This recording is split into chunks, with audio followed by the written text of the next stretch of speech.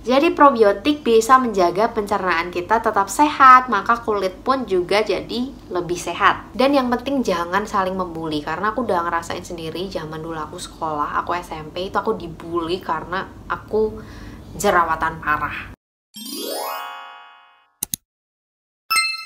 Hai semuanya, welcome back to my YouTube channel. Ketemu lagi dengan aku Siska, piye kabare, ape-ape wae to. Jadi di video kali ini aku akan share tips mengatasi jerawat yang membandel.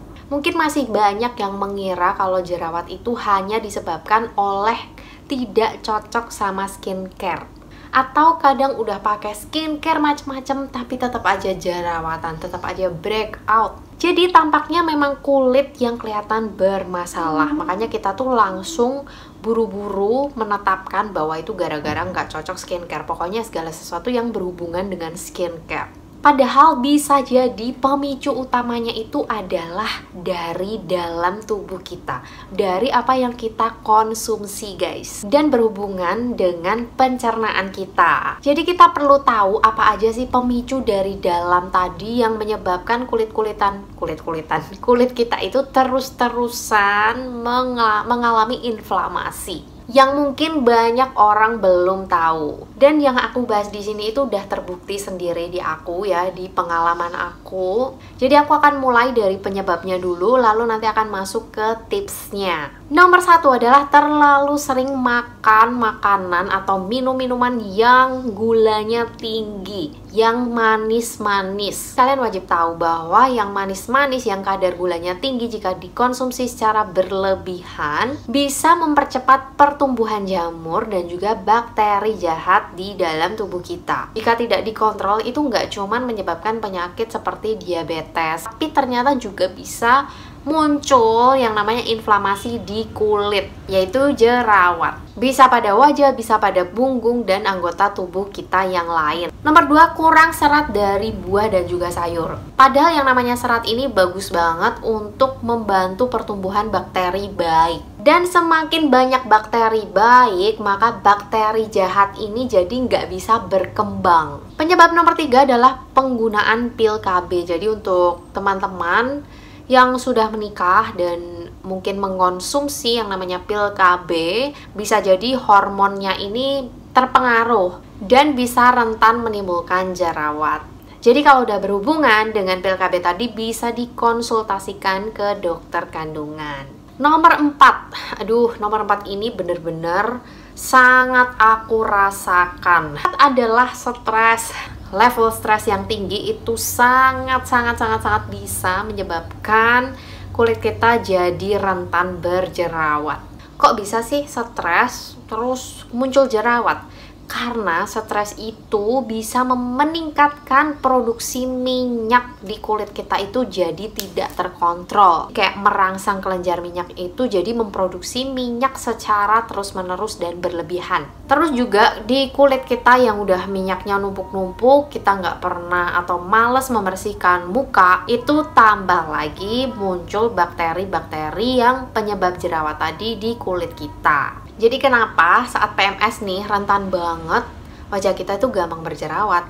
Karena di saat kita PMS, hormon kita ini kan jadi berubah gitu, dan bisa mempengaruhi mood kita. Apalagi kalau kita itu tipe-tipe overthinking kayak aku, jadi itu makin gampang stres. Dan di saat itu wajah aku jadi lebih sensitif, lebih gampang mengeluarkan minyak berlebih tadi dan jadi jerawatan. Oke, nomor 5 adalah karena faktor genetik. Jadi penyebab jerawat itu sebenarnya ada banyak banget, tapi yang umum dan banyak terjadi seringnya ya ini tadi guys. Jadi kita jangan buru-buru kayak ambil kesimpulan kalau ini tuh gara-gara skincare yang kita pakai. Ya memang bisa banget karena skincare yang kita pakai nggak cocok. Tapi pernah kan guys, kita tuh udah pakai satu skincare yang dari lama tuh cocok-cocok aja di wajah kita, terus tiba-tiba wajah kita itu jerawatan. Nah kita langsung mikir, apa sekarang aku mulai nggak cocok sama skincare itu? Padahal ya ini tadi ada faktor-faktor lain yang sangat bisa mempengaruhi kenapa wajah kita itu jadi jerawatan lagi, atau jerawat kita semakin parah. Nah tadi aku udah bahas tentang penyebab-penyebabnya, sekarang aku akan share tipsnya supaya kita bisa ngatasin jerawat yang membandel ini. Tips nomor 1, hindari 3 jenis makanan ini, yaitu makanan dengan kadar gula yang tinggi, seperti yang aku bilang tadi. Selanjutnya adalah makanan yang tinggi gluten. Tinggi gluten ini adalah roti-rotian, kue-kuean, cake. Pokoknya yang tepung-tepungan gitu guys, gampangnya. Yang selanjutnya yang harus kita hindarin dulu adalah lemak yang terhidrogenasi. Apaan tuh lemak yang terhidrogenasi? Lemak ini adalah lemak jahat. Contohnya adalah minyak goreng yang dipakai terus-terusan sampai warnanya hitam, pokoknya keruh dan gak bening lagi. Nah, di situ salah satu pusat dari lemak yang terhidrogenasi tadi. Apalagi kalau kita tuh sering jajan di luar, jajan goreng-gorengan di luar, kita kan gak bisa cek ya. Bisa jadi ya minyaknya udah hitam banget. Tips yang kedua adalah mengkonsumsi makanan yang mengandung tinggi serat. Contohnya ada banyak kayak jagung, alpukat, brokoli, tomat, wortel, pir, dan banyak lagi. Selanjutnya adalah makan makanan yang mengandung lemak baik. Lemak baik ini contohnya adalah omega 3. Nah, kalau kita udah denger omega 3 itu biasanya kan langsung kepikirannya salmon, dan salmon itu kan mahal. Padahal masih banyak pilihan makanan yang bagus mengandung omega 3 tapi harganya masih murah, masih kejangkau. Yaitu kalau ikan itu ada ikan kembung. Omega 3-nya tuh nggak kalah sama salmon guys, dan juga tetap enak. Lalu ada tahu dan juga tempe, dan masih banyak lagi sumber omega 3 yang lain. Kalian bisa googling sendiri kalau untuk tahu yang lainnya lagi selain yang aku sebutkan tadi. Nah, tips yang ketiga untuk memerangi jerawat, kita juga bisa mengkonsumsi suplemen. Jadi kalau teman-teman ngikutin video aku tuh ada asam lambung. Jadi kalau kumat itu berarti pencernaan aku kurang bagus, dan disarankan sama dokter juga untuk konsumsi probiotik. Nah, untuk teman-teman yang nggak ada asam lambung atau GERD tapi sering muncul jerawat atau jerawatnya nggak sembuh-sembuh, itu juga bisa mencoba namanya suplemen probiotik itu tadi guys. Jadi kita obatin dari dalam. Probiotik ini adalah bakteri baik yang bisa menyingkirkan bakteri-bakteri jahat. Karena 70% sistem imun tubuh kita itu ada di pencernaan. Jadi probiotik bisa menjaga pencernaan kita tetap sehat, maka kulit pun juga jadi lebih sehat. Nanti aku taruh di sini probiotik yang aku konsumsi. Lalu selanjutnya suplemen yang mengandung antioksidan.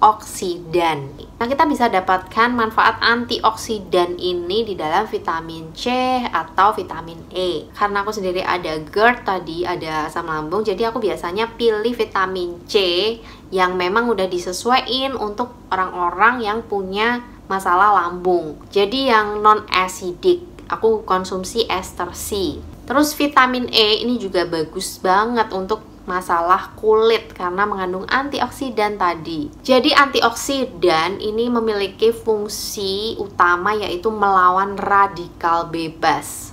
Terutama kalau kita sering makan makanan yang nggak sehat, kayak misalnya tadi goreng-gorengan, kita pakai minyaknya ternyata yang udah nggak bersih, yang udah dipakai berulang-ulang, kita jajan dari luar. Jadi kita bisa mengkonsumsi suplemen atau makan makanan yang mengandung antioksidan tinggi supaya bisa melawan radikal bebas. Tips yang selanjutnya untuk memerangi jerawat, kalau tadi udah makanan, suplemen. Nah, sekarang kita akan bahas tentang kandungan yang bagus untuk memerangi jerawat di dalam skincare. Karena mungkin masih banyak teman-teman, khususnya yang masih remaja atau pemula dalam skincare, yang masih bingung gitu nentuin aku harus pakai skincare apa untuk melawan jerawat aku. Makanya penting banget untuk tahu apa aja sih kandungan yang bisa untuk melawan bakteri penyebab jerawat. Nomor 1 adalah kandungan alami dari Centella asiatica. Sekarang itu udah banyak banget produk-produk skincare yang mengandung bahan utama Centella asiatica ini. Selain cocok banget untuk kulit yang berjerawat, Centella asiatica ini juga bagus untuk menenangkan kulit yang lagi iritasi atau sensitif. Kandungan yang lain ada salicylic acid. Nah, ini kandungan yang biasanya jadi senjata aku terutama untuk memerangi jerawat. Jadi salicylic acid ini nggak hanya bekerja di permukaan kulit aja, tapi dia juga bisa membersihkan kulit sampai ke dalam pori-pori. Jadi nggak cuma mengobati, dia juga bisa mencegah jerawat timbul kembali. Tapi juga perlu diketahui bahwa salicylic acid ini adalah kandungan yang peka terhadap sinar matahari. Jadi kalau kalian pakai kandungan salicylic acid juga harus memakai sunscreen ketika kalian berada di luar ruangan, terutama pagi dan juga siang hari. Kandungan selanjutnya ada tea tree oil. Ini juga termasuk kandungan alami yang bagus banget untuk ngatasin jerawat. Nah, tapi efek sampingnya tea tree oil ini kadang bisa menyebabkan kulit sedikit lebih kering gitu. Jadi kalau pakai tea tree oil harus juga diimbangi dengan kandungan lain yang bisa untuk menghidrasi kulit. Contohnya adalah hyaluronic acid. Jadi teman-teman juga harus memperhatikan kelembapan kulit. Teman-teman bisa memakai pelembab ya, yang fungsinya memang untuk menghidrasi kulit. Bisa pilih yang cocok di kulit teman-teman. Yang selanjutnya adalah kandungan sulfur. Sulfur ini biasanya dijadiin sebagai obat total jerawat. Jadi bukan dipakai untuk seluruh kulit ya, hanya ditotalin di bagian jerawatnya aja. Karena sulfur ini juga hampir sama kayak tea tree oil, dia bisa menyebabkan kulit menjadi lebih kering kalau tidak diimbangi dengan kita menghidrasi kulit tadi. Kandungan yang selanjutnya yang bagus untuk ngatasin jerawat adalah niacinamide. Untuk pengabdi skincare pasti udah nggak asing sama kandungan niacinamide ini. Biasanya sih terdapat pada serum ya, yang paling gampang kita temuin. Sekarang juga udah banyak skincare lokal, serum lokal yang mengandung bahan utama niacinamide tadi. Tapi kadarnya itu macam-macam, dari yang rendah sampai yang tinggi. Yang tinggi itu lebih dari 10%. Nah, untuk yang belum pernah pakai niacinamide bisa cobain dari yang kadarnya rendah dulu guys. Dan niacinamide ini juga nggak cuman berfungsi untuk ngatasin jerawat aja, tapi juga bisa untuk membantu menghilangkan bekas-bekas jerawat. Nah, jadi itu tadi tips-tips dari aku. Sebelumnya aku ngira penyebab jerawat itu cuman dari skincare aja, karena nggak cocok skincare.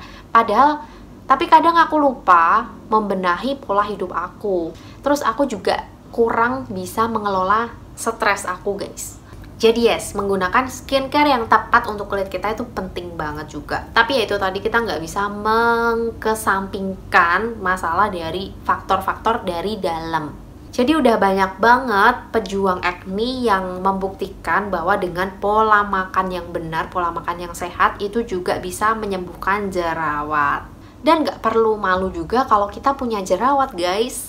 Kayak aku sendiri, ada kalanya wajah aku tuh bener-bener kayak mulus banget, glowing banget. Tapi ada kalanya tiba-tiba wajah aku ngamuk. Dan yang penting jangan saling membuli, karena aku udah ngerasain sendiri zaman dulu aku sekolah, aku SMP itu aku dibully karena aku jerawatan parah. Dan itu tuh rasanya bener-bener menyakitkan banget. Walaupun aku udah memaafkan orang-orang yang bully aku, tapi kayak pasti susah lupa gitu. Tapi dari pengalaman itu aku bisa belajar bahwa yang namanya dibully, apalagi karena jerawatan, karena fisik, itu sangat-sangat menyakitkan. Jadi aku belajar juga untuk tidak akan mempraktekkan itu ke teman-teman atau orang lain yang lagi mengalami masalah yang sama.